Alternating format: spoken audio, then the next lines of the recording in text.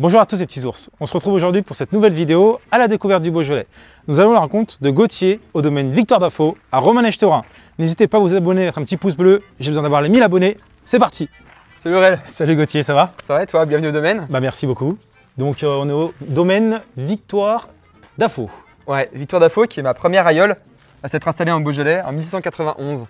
Ok. C'est pour ça que j'ai repris son nom à elle quand moi je me suis installé. Je suis installé en 2021. D'accord. Et j'ai voulu créer un domaine. J'aimais bien l'idée nom-prénom, tu vois, vraiment personnifier le domaine. Mais je voulais pas trop me personnifier moi.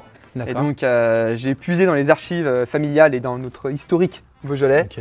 Et donc c'est Victoire d'Afo qui est ressorti. Et c'est la première aïeule à s'être installée en Beaujolais. C'est quoi une aïeule exactement? C'est ma première ancêtre. C'est la première personne de ma famille à s'être installée dans le Beaujolais. C'était en 1691 et c'était à Salagé. Donc d'ici d'ailleurs, on voit juste en face de nous, on a la côte de Brouilly et puis on voit la Madone de Brouilly dessus. Voilà. Et donc c'était juste au pied de la montagne où vous étiez installé à Salagé même. Ok, voilà. Incroyable. C'est pour ça que moi quand j'ai repris ce domaine ici côté maternel et que je me suis vraiment associé, j'ai créé mon propre domaine. Voilà, j'ai voulu faire ressusciter un petit peu le nom de Victoire d'Afo. Parce que la famille d'Afo aujourd'hui elle est éteinte, il n'y a plus de descendants. Il y a eu que des filles et après les mariages, le nom s'est éteint. Ok. Voilà. Donc c'est un peu une renaissance aussi du nom. Et il a été créé quand le domaine? C'était ton grand-père qui l'a créé il me semble? Ouais, alors ici à Moulin-à-Vent c'est mon grand-père. Mon grand-père était originaire de Fleury. D'accord. Et c'était donc en nom propre de son côté. Et moi après quand je me suis installé, j'ai vraiment recréé mon propre domaine à moi. Donc je vais racheter le cuvage ici. Je lui ai repris quelques vignes en fermage. Et puis derrière, voilà, j'ai repris des vignes à droite à gauche. Et j'ai créé mon nom, ma marque à moi, qui est Victoire d'Afo. Et ça, c'était en 2021. Ok, trop bien. Et t'as combien d'hectares?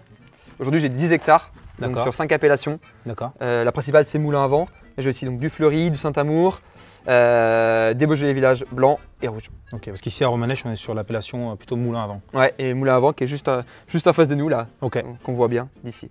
Et on est dans le 71. Oui, bah oui, Romanèche. Donc on est à la frontière entre la Bourgogne et le Beaujolais. On est encore dans le Beaujolais là. Ouais, en fait, on est dans l'aire d'appellation beaujolaise. Voilà, mais on est en Bourgogne. On est en région Bourgogne. C'est ça. Voilà. En face, juste de l'autre côté, on est dans le Rhône, donc région Auvergne-Rhône-Alpes, département du Rhône. Là, on est en 71, département de la Saône-et-Loire, en Bourgogne-Franche-Comté. Voilà. Il faut bien différencier l'aire d'appellation et la région. Voilà. Parce que le Beaujolais fait. Dans le 99% on va dire dans le 69. Ouais, 90, et 1% dans à peu près. Ouais, c'est 90-10 je crois. Ouais, voilà, 90-10. Ouais, ok, c'est ça. Du coup, t'as quel âge toi? J'ai 25 ans. Ok, comme moi, t'es un 2000? 2000, la classe en 0. Ah voilà, t'es un jeune viticulteur. Bah, je suis le plus jeune de l'appellation, j'espère, enfin du moins tout seul installé. Ok. Parce qu'il y en a d'autres des jeunes mais qui sont avec les parents, tout ça. Mais moi, puisqu'il n'y a pas eu de génération entre mon grand-père et moi, et bah c'est vrai que ça fait tout de suite, c'est moi tout seul quoi. Donc j'espère qu'il y en aura d'autres, et il en faut, parce que on n'est pas nombreux et c'est sûr. C'est pas 3-4 domaines qu'on va. Des vidéos comme ça, c'est le but aussi que des jeunes s'élancent. Lancez-vous. Lancez-vous les poulets. On s'amuse bien. Les petits ours. Et les petits ours, lancez-vous. Et ça, c'est Ulysse. C'est ton chien? Ouais, c'est le chien du domaine. Petit chien. Voilà, qui est très sympa. Et justement, s'il y a un jeune qui veut se lancer, qu'est-ce que tu lui conseillerais, toi qui es un jeune viticulteur? Bah déjà, je pense qu'il ne faut pas avoir peur du risque, il ne faut pas avoir peur de se lancer quoi. C'est hyper challengeant, hein. C'est dans les vignes, il faut se lever tôt le matin, il faut bosser. Mais derrière, c'est hyper gratifiant quoi. C'est un tellement beau boulot. Enfin, moi, je ne suis pas passionné par ce qui est dans le verre. C'est pas le vin qui me passionne, c'est vraiment le métier de vigneron. Je suis ni viticulteur, ni vinificateur, je suis vraiment vigneron quoi. Donc tout à l'heure, j'étais à Chagny chercher des tonneaux. Ce matin, j'étais en train de déménager des cuves. Demain, je ferai de l'étiquetage. Enfin, tu vois, c'est ça qui est génial. Et tu fais de la vigne, tu fais de la vinification, tu fais du labour, du tracteur. Enfin, c'est tellement large et c'est vraiment pluridisciplinaire quoi. On fait plein de choses et c'est un métier qui est dingue pour ça quoi. Incroyable. Alors. On visite? Allez. Je te suis? Ouais. Belle bâtisse en tout cas, c'est déjà l'entrée est vraiment, vraiment sympa. 1850. Ah ouais. Ouais, on estime. Parce que la maison en pierre à côté, ça a été construit par le château de la Tour qui est juste en dessous. Ok. C'était des logements de métayers ici. Et ça, c'est un cuvage annexe qui a été fait après pour agrandir la capacité de production du château. Incroyable. Ouais. Donc autour de 1850, ça a été construit. D'accord. Pas la date exacte, mais dans les cadastres, c'est ce qu'on retrouve. Rentrons dans les coulisses. Voilà, donc là on est dans l'ancien garage, l'ancienne partie agricole, là où on rangeait les tracteurs, où on vidangeait, on bricolait, on faisait plein de choses. Donc quand moi j'ai racheté, j'ai transformé cet espace-là en caveau dégustation pour justement pouvoir accueillir du monde et que les gens puissent aussi rencontrer les vignerons. Donc là c'est vraiment un espace dédié à ça. où on met en avant les vins du domaine, on met en avant des artistes aussi, là, tout autour de nous. Je vois ça. Voilà, on en parlera un peu plus tard, mais on a une exposition d'art contemporain. Ok. L'idée, c'est de changer l'exposition tous les ans pour pouvoir proposer une vraie offre touristique à nos clients. Et donc, l'idée, c'est d'ouvrir un petit peu aussi le spectre des possibles, que les gens, ils n'arrivent pas juste là, on arrive dans un petit caveau, c'est hyper sympa aussi, c'est plus familial, mais des offres comme ça sur l'appellation, il n'y en a pas. Et je me suis dit, c'est vraiment un truc à proposer et les clients, ils aiment beaucoup parce qu'ils sont reçus là, ils sont bien, il y a toutes les commodités nécessaires. On travaille aussi avec des gîtes juste à côté, donc les gens, ils appellent, ils organisent un week-end complet et nous, on leur fait tout, quoi. On peut les héberger à côté, on leur fait les dégustations ici, on leur fait visiter les vignes. Et c'est aussi ce que recherchent les gens. Dans le partage, apprendre, découvrir des nouvelles personnes. C'est ça. Et les gens, ils me rencontrent vraiment moi. Moi, aujourd'hui, le domaine, c'est familial. Je suis tout seul. Donc, j'ai 2-3 personnes parfois qui m'aident pour faire des tâches dans les vignes ou quoi que ce soit. Mais j'ai pas de salarié à plein temps. J'ai pas de stagiaire ou quoi que ce soit. Donc, les gens, quand ils viennent faire une dégustation ici, c'est moi qui vois. Donc, c'est vrai que le contact, il est quand même assez sympa parce que moi, je vais leur parler des vins, on va leur parler des difficultés de l'année. Il y a un vrai échange et les gens, ils apprécient ça. Tu fais combien de bouteilles à l'année environ? 20 000 bouteilles. 20 000 Avec 11 hectares, c'est ça? Ouais, en fait, je fais pas tout en bouteilles. J'ai une capacité de production totale autour de 60 000 bouteilles, tu vois. Mais il y a des vignes encore en plantation, en plantier, donc ils sont pas encore en production. Il y a des vieilles vignes. Peut-être un cave coop un peu, non? J'en ai un cave coopératif, j'en ai un négoce, on a un peu de tout. C'est un peu comme tous les domaines. Tu fais du Beaujolais nouveau aussi, des bringues? Non, je fais pas de Beaujolais nouveau, moi. Ouais, non. Avec l'espace là, une petite porte ouverte Beaujolais nouveau, là, ça va être pas mal. Mais pour le moment, j'ai peu de Beaujolais nouveau, rouge. En fait, j'ai surtout du Beaujolais village blanc. 30 arts de rouge, donc pas assez pour faire une cuite, tout ça. Donc, et je ne suis pas du tout développé là-dessus. Moi, en plus, je suis plus sur les crus, c'est 90% du domaine. Donc, c'est pas vraiment. C'est pas. Non. Et donc là-bas, on a la partie aussi cuvage. Ouais, du coup, là, on a 3 espaces maintenant. On a le caveau dégustation. Au fond, on a la cuverie, vraiment une vinification. Et à côté, là-bas, on a la salle d'élevage. Ok, trop bien. Depuis que j'ai repris les vignes, j'ai restructuré un peu tout le domaine pour pouvoir faire beaucoup de parcellaires. Donc aujourd'hui, je fais 11 cuvées. Ah ouais, quand même. Ouais, dont 7 cuvées parcellaires. Parce que toi, ok, d'accord. Donc vraiment des parcelles. Cuvée parcellaire, c'est quoi? C'est une seule parcelle qui va être vendangée et vinifiée indépendamment des autres et sur lequel, du coup, on vient revendiquer le nom de lieu-dit. Trop bien. On est parti sur cette dégustation. Pardon, je te regardais pas, je regardais le chien. C'est pas grave, c'est pas grave. Non, vas-y, recommence. On est parti sur la déguste? Ouais, allez, on y va. Alors là, on va goûter 3 vins. Donc un Bourgogne chardonnay, un fleuri générique et un moulin à vent parcellaire. Donc on va goûter 3 vins du même millésime. Moi j'aime bien faire des dégustations avec 2023. Même millésime, comme ça te permet vraiment de pouvoir comparer des vins, des styles de vinification sans avoir d'effet millésime. Ok, trop bien.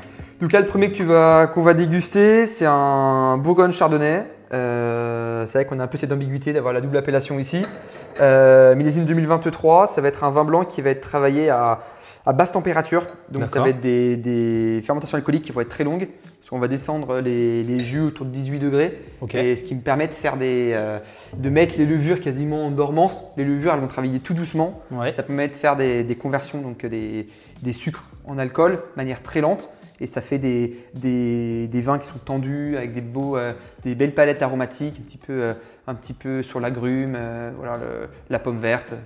C'est chouette et surtout un bel équilibre, belle acidité. Moi, je trouve que c'est une super qualité de vin blanc. Tu l'élèves en cuve inox? Ouais, ça c'est 100% élevé en cuve inox, exact. Ouais. On a une autre cuvée de blanc, un Beaujolais village blanc, lieu-dit le Châtelard, qui elle est élevée en fût de chêne. Mais là-dessus, c'est pas le cas du tout.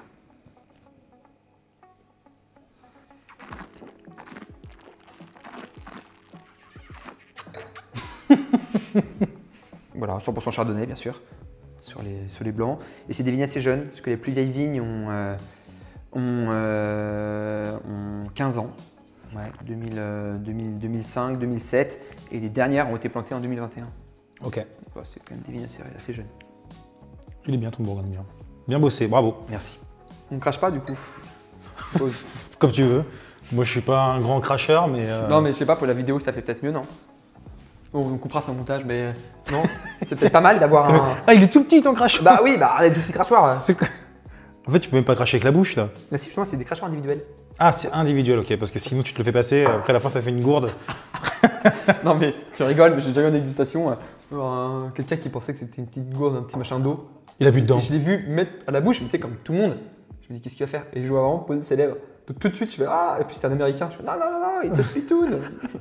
Don't drink it. Oh, nom de Dieu. Bref, bon. Allez. Deuxième cuvée, on va passer donc sur le Fleury, millésime 2023, donc toujours ce que je t'expliquais tout à l'heure. Très bien. Cuvée Barthélemy. Pourquoi Barthélemy? Donc, pourquoi Barthélemy? Barthélemy, donc c'est pareil, c'est que des prénoms de famille. Parce que Barthélemy, ça fait partie de mes 3 cuvées prénoms. Donc, je vais avoir le Moulin à Vent cuvée Valentine, Saint-Amour cuvée Athénaïs et le Fleury cuvée Barthélemy. Athénaïs? Athénaïs. Oh, c'est les prénoms de l'époque, ça. Ça, c'est des vieux prénoms. Ouais. Bon, après Valentine, ça va. Valentine, ça va. Ça va. Elle va bien en plus, Valentine. et Barthélemy, ça va. Ça va Barthélemy, non, ça va pas. Ça date un peu. Hein. Ça, plus ouais, bah, c'est ma soeur qui s'appelle Athénaïs, alors, c'est ce que tu dis. Non, c'est des prénoms Et du de coup, famille. Athénaïs.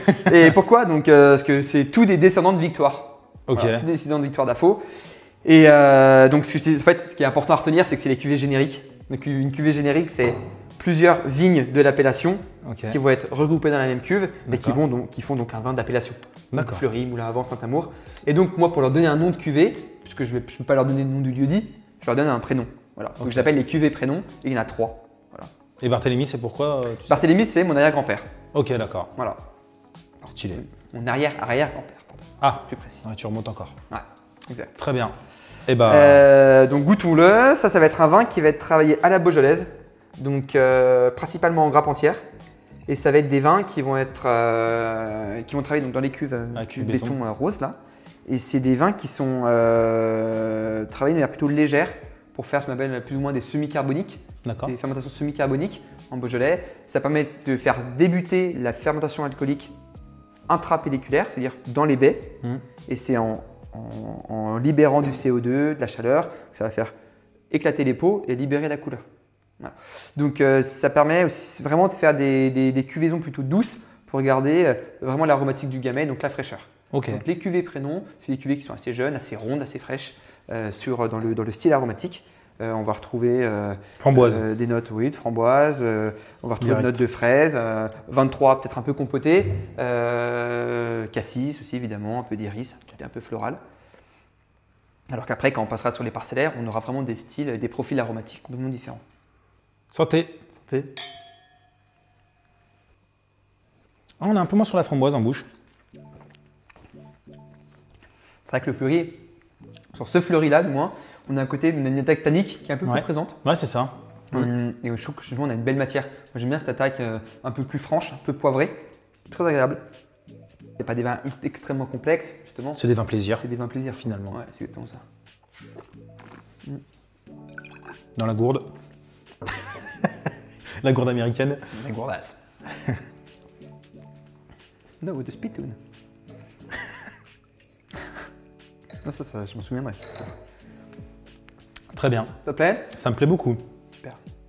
On passe au troisième, Allez. au parcellaire. Tu vas voir encore la différence. Donc là déjà on le reconnaît, parce qu'on a la bouteille, voilà, c'est ce que j'allais dire. Exact, on n'a pas la même bouteille. Ça c'est les Bourgogne Trad, vraiment la classique bourguignonne. Là on est sur les bourguignonnes type élégance. On les appelle un peu comme ça, c'est nos commerciaux. Hein. Et donc elle a ce côté un petit peu plus fin et plus large, un peu plus élégant. Tous les parcellaires sont comme ça. Et il y a aussi le cru qui est un peu plus. Ouais, et la couleur du verre aussi. Ok. Il y en a de plus en plus dans le verre. Ouais. C'est important d'avoir une bonne dose. Quand t'as rien, tu sors rien. C'est vrai, mais t'as raison. Attention, il y a des doses dégustation. Bon. Et donc là, le parcellaire, tu vois, on va changer de style d'étiquette. Incroyable. On retrouve les armoiries, la famille Dafo et de Cusieux qui sont derrière. C'est les mêmes, qui ont été stylisés pour mettre sur l'étiquette.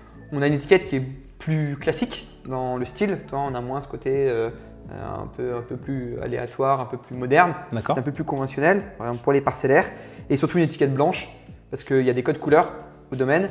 C'est les étiquettes jaunes, c'est les blancs. Les étiquettes bleues avec les prénoms, c'est les cuvées génériques.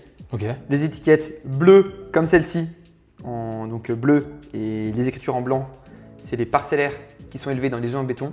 D'accord. Et les étiquettes blanches, c'est les parcellaires élevés en amphore.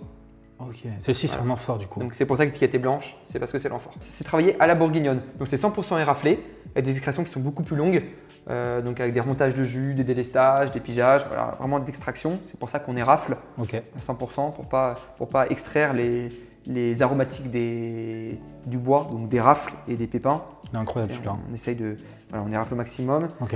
Et donc des cuvaisons, je disais, qui sont plus longues. Ça va durer 6-8 jours, grand maximum. Et lui, Ça va durer peut-être une quinzaine de jours. Ok. On tire vraiment. Donc beaucoup plus d'extraction. Déjà, on le sent tout de suite au nez. On a une intensité aromatique beaucoup plus importante. En bouche aussi. Désolé, je te coupe. Est-ce que tu peux te rapprocher un tout petit peu plus de l'oreille parce que des fois, ça fait sortir un peu vital. Désolé. On est proche là. Faut que je recommence ou pas? Non. Tu peux recommencer Ah ouais? un peu vite fait, comme ça, t'es sûr d'avoir la prise en général. Vas-y. Je recommence à partir de quand? Ce que tu venais de dire, par exemple, sur l'enfant. Oui, donc je suis de retour. Je suis de retour dans le cadre. Non, alors. Je vais la refaire du coup de manière naturelle. Maintenant, je peux te parler peut-être un peu aussi de l'élevage des vins. Ouais, tu peux, ouais. Attends, laisse tomber. Allez, hop, sérieux, hop, concentration. Je peux aussi quand même te parler un peu de l'élevage des vins. C'est que, donc là, le clos, pourquoi je fais de l'amphore, c'est intéressant, c'est parce que je vais venir travailler ce qu'on appelle la micro-oxygénation. Un peu comme les cuves béton, Un peu comme les cuves béton. finalement. Sauf que les cuves béton que vous avez derrière, elles sont revêtues d'époxy.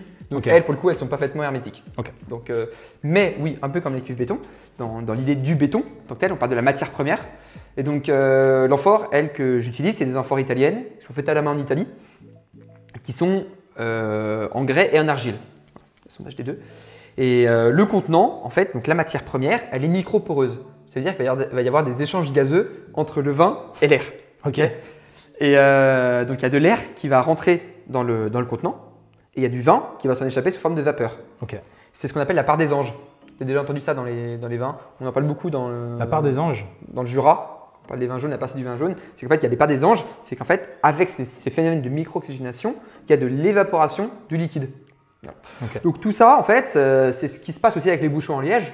Il y a des échanges gazeux Oui. quand on garde une C'est pour bouteille. ça qu'on dit qu'elle travaille encore dans la bouteille. Voilà, Le exactement. vin travaille. Et nous, l'idée, en fait, c'est avec ces contenants-là, ça va être de travailler le vieillissement des vins un petit peu en accéléré. Ok. Je fais très vulgairement, mais en gros, c'est un peu ça. Et pour homogénéifier tous les composés organoleptiques. Donc, ça va D'accord. être l'acidité, le tanin, l'aromatique. Tout ça, ça va se patiner avec le temps.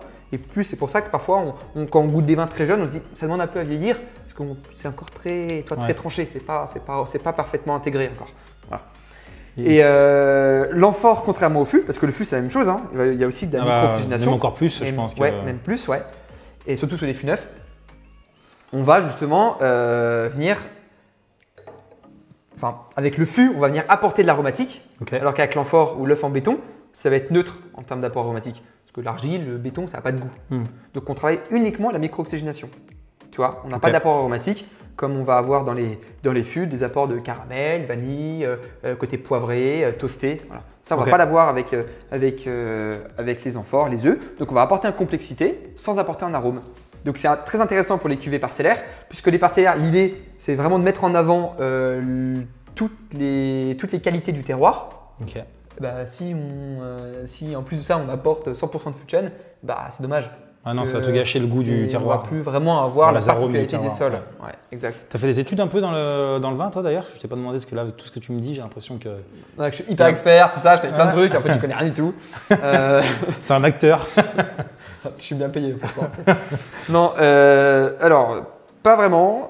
Moi j'ai une formation de gestionnaire, donc de base j'ai fait une étude de gestion, après j'ai même fait un master de finance, Ok. loin d'analyse financière que j'ai fait à l'étranger. Après je suis revenu en France pour faire un master spécialisé dans le commerce des vins et spiritueux. Donc, Où ça? à Dijon, Ok. à l'école de commerce de Dijon. C'est là où je me suis le plus ennuyé, franchement, parce que j'avais qu'une envie, c'était De me bosser. mettre à plein de domaine, sachant Ah que j'avais déjà créé le domaine. Ah J'ai ouais. créé le domaine en 2021 et j'ai fini mes études en Tu 23. t'es forcé à faire les études, limite. Ouais, mes parents disaient ouais ok, mais tu te constitues un bagage solide, un jour voilà, faut repartir à côté, tu as quelque chose quoi. Donc ok, j'étais à fond et du coup en fait là-dedans en école, moi j'ai passé des diplômes plus œnologiques et plus axés sur le vin et la vinif Ok. et j'ai fait beaucoup de stages aussi dans des domaines à droite à gauche. C'est intéressant, ça. Ouais, c'est vraiment comme ça que tu apprends Ouais, beaucoup sur le terrain. Bah, oui. parce que la vigne, Partout. Tu peux lire des tonnes de livres, tu vas connaître tout le vocabulaire de la vigne. Ouais, mais si tu mets pas les mains dedans. Mais si tu mets pas les mains dedans, tous les ans, la culture change.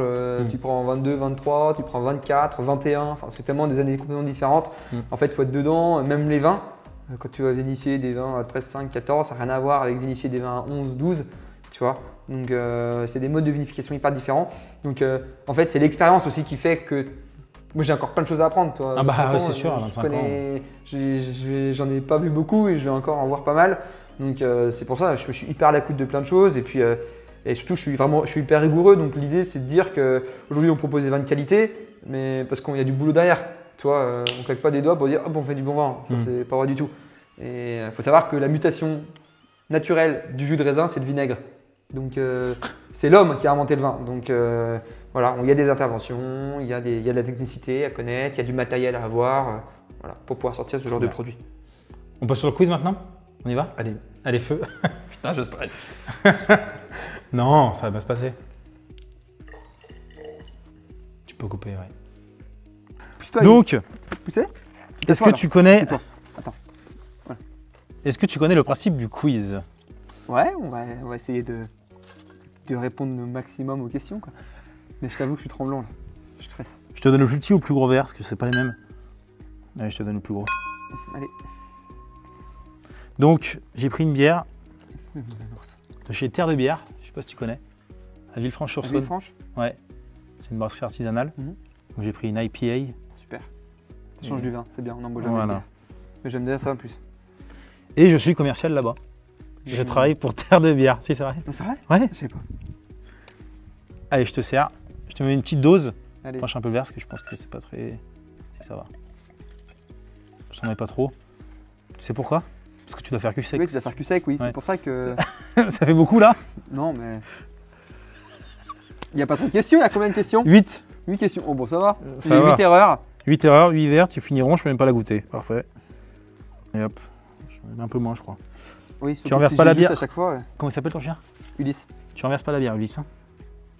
Déconne pas. Alors, On de la goûter avant quand même. première question. Quel cépage est le plus planté au monde? Je te donne 4 propositions. Ok. Si tu me donnes le pinot noir et le chardonnay, Cabernet Sauvignon, c'est traître. Ouais. Chardonnay, Ouais. Merlot Ouais. ou Tempranillo. Pas le Tempranillo, ça c'est pas... Non, c'est le chardonnay. Eh ben non, c'est le Cabernet Sauvignon. Ah bon, le plus planté au monde? Au monde, ouais. Au plus planté au monde. Parce que je sais que le chardonnay est présent partout.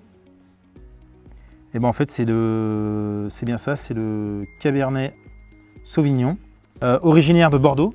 Ouais, bien sûr, ouais. Il s'est exporté sur tous les continents, en Amérique, en Australie, au Chili, en Afrique du Sud, car il est très résistant, adaptable et donne des vins puissants, structurés, aptes au vieillissement. Faut que je vérifie mes... Tu veux vérifier? Non, je te jure, c'est ça. Non, faut que je vérifie dans mes cours là. Dans Que tes j'ai cours passé, tu connais le One Set? Le WSET? Ouais, j'ai entendu parler déjà de ça. Non, mais j'ai passé le niveau 3 et on nous parle que du pinot noir et du chardonnay. Ouais, mais pas par rapport au plus planté au monde, si? Ouais, je sais que c'est le plus présent du monde, ouais. Il est présent sur tous les continents, le chardonnay et le pinot noir. Ah, mais c'est peut-être pas dire que c'est le plus au niveau, ouais, possible, hein. Non, possible. au niveau des hectares. C'est ça. Santé, tu me diras si elle est bonne. Mais j'ai déjà goûté déjà. Elle est bonne. Impeccable. Bon, je t'en mets un peu, Elle est bonne. je t'en mets un peu moins. Ça se voit bien. Allez, continuons. Tu vas roter après. Ensuite, Avec le micro juste là. quel cépage est utilisé presque exclusivement pour les vins de Chablis? Un chardonnay. Bah oui, Chardonnay. C'est quand même pas le même pour une fois. Allez, je t'ai fait une question simple là. Ah bah c'était simple ça. Le Malbec Ouais. est devenu le cépage emblématique de quel pays? Argentine. C'est ça. Bravo. J'allais te faire les propositions, mais j'ai même pas besoin. Il me regarde en mode « Eh ouais, je sais !» Ah, l'histoire du Cabernet France, ça me reste en travers de la gorge. C'est Ah pas ouais. grave. Non, mais t'as faux, c'est pas grave. Ouais, j'ai faux. En tout cas, elle est bien bonne la bière. Je Non, sens que vraiment, ouais. je sens que je vais faire que la boire du coup, maintenant. Attends, il reste, Attends, mais j'en remets un peu quand même, je sais pas. il reste 5 questions. Hein. Attention, prochaine question. C'est vrai que j'avais une explication pour... T'as une explication d'ailleurs pourquoi le Malbec ça vient d'Argentine? Mais je crois que ça vient de France avant, ou d'Europe, et que ça a été exporté là-bas. Exactement. Originaire du sud-ouest de la France, notamment Cahors, Mhm. le Malbec a trouvé une terre d'élection en Argentine, notamment pour la région de... Mendoza. Voilà, putain mais t'es bon. Putain, il est là, il a révisé. Et, enfin, il sait de et je vais base. même te dire quelque chose, c'est que là-bas, c'est la seule région au monde où on arrose par submersion. Donc il y a des digues au bout des vignes, D'accord. et Ça on vient fermer Ok. on vient fermer les digues, en fait. Il y a des rivières, disons, qui Ah, traversent. il les ferme pour éviter qu'il y ait trop de canaux. flotte. Non, justement, au contraire. Pour qu'il y ait Il y a, trop de flotte. pour qu'il y ait trop de flotte. Donc en fait, il y a des canaux qui passent dans les vignes, Wesh. et il y a, Ok. il y a des digues dans les pentes. Ils Ok. ferment les digues, ça fait donc déborder la rivière de son lit, et ça arrose les plantes par submersion. Donc Ok. ils submergent toute la vigne, et après ils réouvrent. Ils arrosent comme ça là-bas, par submersion. D'accord. Tu sors. C'est là-bas qu'il y a les plus gros domaines, les plus beaux domaines du monde. T'aimerais trop y aller. Ouais, j'aimerais trop y aller. Ouais, c'est sûr. Ouais, c'est magnifique. Attention, prochaine question. Le vin de Porto provient de quelle vallée Douro, au au Portugal? Portugal. Douro. Mec, t'es trop chaud. Yes, j'étais sûr. Les vins les plus célèbres exportés massivement au XVIIe siècle, notamment vers l'Angleterre. Tout à fait. Et c'est d'ailleurs Mais comme t'as ça lu- qu'on a on inventé. dirait qu'il a lu le quiz avant. Et c'est d'ailleurs comme ça qu'on a trouvé les sulfites. C'est parce que tous les vins qui venaient d'Espagne, du Portugal, c'était tous des vins qui daubaient pendant le transport, Ouais. parce qu'ils tournaient quoi. On n'avait pas les conserver, et c'est comme ça qu'on a trouvé que le soufre conservait bien les vins et qu'on a commencé à mettre du soufre dans les vins. Putain, mais t'es calé, toi. Hein. C'est grâce aux Portugais, je crois. Je suis pas certain de mes sources, mais je crois que c'est ça. Le... Sixième question. Ouais, c'est ça, la suite. Sixième ou cinquième, je sais plus. Le Tokaji. Le tokaji. Tokaji. Ah, le tocage. Bah oui, mais il y a un i à la fin. Non mais recommence, on dit le tocage. C'est vrai? Il y a un i à la fin. Tocage. Le tokaji et le tocage, les vins tokai, on dit même normalement. Donc, Ok. tu dis soit le tokai, soit le tokai, et tu dis pas le tokaji. Allez, je dis Tokai. Le tokai. Les vins du tokai. Le Tokai Ouais, tokai, ouais. est un vin doux produit en quel pays? Alors j'ai. Tu ne donnes pas les réponses possibles là. Ah, j'en ai pas là. Parce que je crois que c'est dans la Hongrie. Putain, c'est ça. Bravo. C'est ça? Ouais, t'es trop chaud. Parce que en plus, je sais que le tocage. Donc attends, je crois que c'est tocage. Tocage c'est le vin, le tokai, et le tokai, donc avec un i, c'est le cépage. Et je crois qu'il est disponible. Enfin, on le trouve aussi en Bulgarie et dans un troisième pays. Mais donc le pays producteur du tokai, c'est la Hongrie. T'es trop chaud. Tac. On arrive sur les dernières questions. là. Le mot vin Ouais, vient du mot latin. Vinum. Putain, ouais, c'est ça. Mec, il a tout juste, il est trop chaud. Ouais, Vitis vinifera. La. Vinification. Non, Vitis vinifera, c'est la famille de la vigne. C'est la vigne qui produit le vin. C'est Vitis vinifera. Et tous les cépages découlent de cette cépage mère. Ok. T'as le droit de boire quand même si tu as envie de boire, toi. Hein. Ok. Si t'as soif. Parce que je vois que ton verre est dans la main, tu peux pas boire, t'es puni. Il en reste une? Je crois qu'il y en a encore deux même. Et vérifie tes sources pour le Cabernet Franc. Putain, ça se trouve, il aurait tout juste. Si. Non, non, non, en vrai. T'as faux, t'as faux. Non mais c'est possible. Franchement, je sais pas. Au Moyen-Âge. Au Moyen-Âge, Ouais. qui a largement préservé et développé la culture de la vigne? Les moines. Putain, mais Bénédictins. c'est ça. Ouais. Eh, il est trop chaud. Je suis choc-barre. Ah, t'es chaud, hein. Les moines bénédictins, ouais. Et c'est eux notamment qui ont qui ont mis en place les rangs. Parce qu'avant on plantait de la vigne de manière aléatoire. Donc eux ils ont planté la vigne sous forme de rangs pour pouvoir faire entrer de l'attraction animale. C'est eux qui ont commencé les vinifications plus pro, c'est eux qui ont monté les clos. C'est beaucoup de choses, ouais. Je bois tout seul la bière. Ouais, et d'ailleurs on retrouve beaucoup de choses à la Citeaux, Cluny. Tu sais que le vin était indispensable à la messe avant. Et d'ailleurs on ne mangeait pas que le corps du Christ, on buvait aussi le vin à l'époque. On n'avait pas que l'hostie, tout le monde buvait le vin. Tout le monde buvait le vin, le sang du Christ et le pain, le corps du Christ. Ouais. Donc je crois que c'était un peu deg. Tout ça, ils ont raté tous boire dans le même truc. Enfin je sais pas pourquoi ils ont raté. Toi tu me poses une colle là. Dernière question. Tiens, je te remets un petit niveau. Allez. Parce qu'il faut peut-être que tu en bois un peu parce que depuis tout à l'heure c'est moi qui bois. Pas plaisir, non, c'est vrai qu'elle est très bonne cette bière. Côté très torréfié un peu, j'aime bien. Tu veux de la bière toi aussi? Avec ta grosse langue. Tu sais qu'elle aime bien ça. C'est vrai? On a des photos, on le fait faire de la bière, c'est marrant. Attention, prochaine question, et c'est la dernière. Quel pays a introduit la bouteille en verre avec le bouchon de liège au XVIIe siècle? J'ai pas de proposition à te donner. Non, tu m'as dit qu'il y avait des propositions. Ah Alors, mais attends. du coup non, ça y est, t'es trop chaud, t'auras pas de proposition là, tu te débrouilles. Alors attends, je vais faire par élimination. Refais-moi la question. Quel pays A introduit. a introduit la bouteille en verre avec le bouchon de liège au XVIIe siècle? Bah, ce qui me fait douter, moi j'aurais dit la France au début. Mais pourquoi je dis pas la France, c'est que tu me parles du bouchon de liège. Sachant que le liège, on produit très peu de liège en France, Il est vrai. je dirais le Portugal, Eh ben non, c'est l'Angleterre. l'Angleterre. Ouais. Pourquoi? Pourquoi? Au XVIIe siècle, les Anglais ont amélioré la technique de fabrication du verre grâce à l'utilisation de charbon pour avoir un verre plus dur. Ok.